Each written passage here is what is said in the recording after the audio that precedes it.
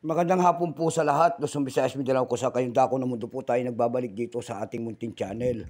Samuel Soriano TV29 para mag-discuss ulit ng another coins at ito po ay ating hilig, mangulikta ng barya.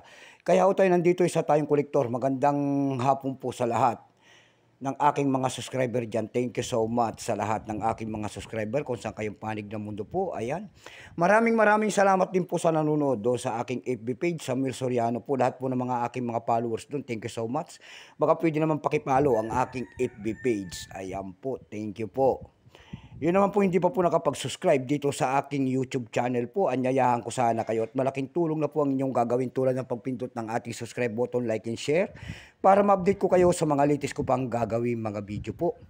Meron na naman tayong pag-uusapang barya guys. Ito po ay barya po ng World Coins. Ito po ay pera po ng South Korea. Ayan.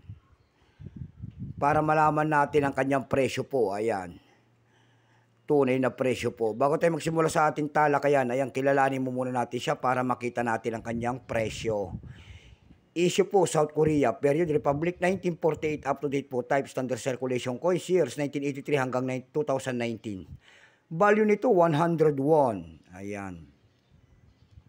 South Korea, currency, new won, 1962, up to date po. Composition niya na copper nickel, may bigat itong 5.42 grams. May haba po itong 24 mm. May kapal po naman itong 1.5 mm. Hugis po, bilog. Orientation niya na coin alignment. Number N-1052. Reference number KM-35. Ito pong year 2000 ng South Korea na ito po ay 14%. Kung ilang piraso naman ang ginawa ng South Korea sa barya na hawak natin, ito po ay 423 million lamang. May price na po ito doon sa ating numista.com kung tawagin ng ating mga kolektor. Yung kanyang verified 12 pesos, almost uncirculated 51 pesos na. Ang circulated nito ay 52 pesos. Dako tayo sa kanyang price sa ating eb.com. Ayan, baka mayroon kayong mga ganitong mga coins, ay willing tayong bilhin po dyan. Ayan, mag-comment po kayo. Above 30 po ang ating binibili sa mga ganito. Kahit sari-saring world coins po at mura po naman ang ating bili. Sa eb.com po nakakita tayo nagbebenta nito ng $5.94 na. Meron na rin ditong $9.97. Yung pinakamalit po ay $9.95 din. Sa Carousel PH naman tayo dumako. Sa Carousel PH po, nakakita tayo nagbebenta doon ng 500 pesos nito. Nasundan po ito ng 354 pesos.